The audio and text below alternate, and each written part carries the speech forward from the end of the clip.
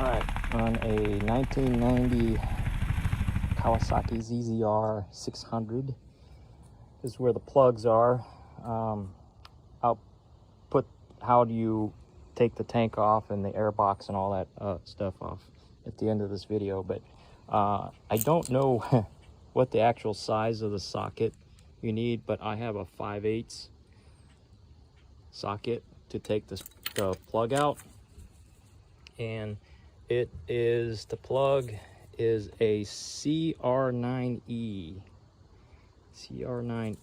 and this one comes from NGK. It's got some life left to it, but I made sure the gap was fine. I have to see what the black indicator, it was a little bit oily too, which kind of concerns me, but it's not burning oil that I know of. I'm not getting white smoke out the tailpipe, but the gap I set at 30 thousandths, and so that's pretty much it. Put it back in, get your socket here.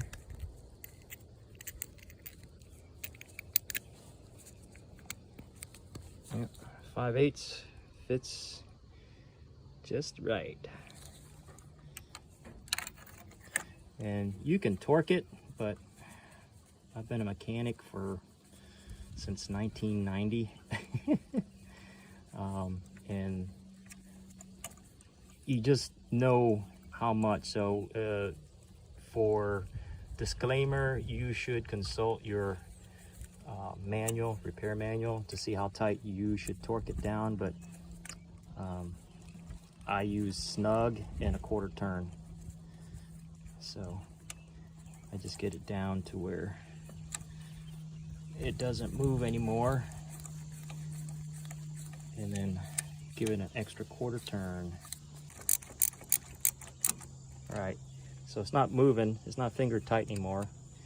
So from here, you set your wrench at either 0, 90, 180, or 270. So here I'm at 180, so I'm gonna take the wrench to 270.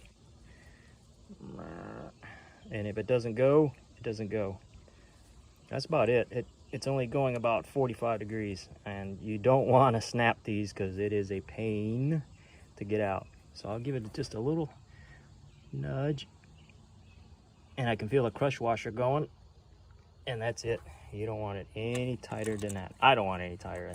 If you want it tighter, you consult your torque specs, but you do you. All right, later. And yes, I did get my socket out. So when you're done,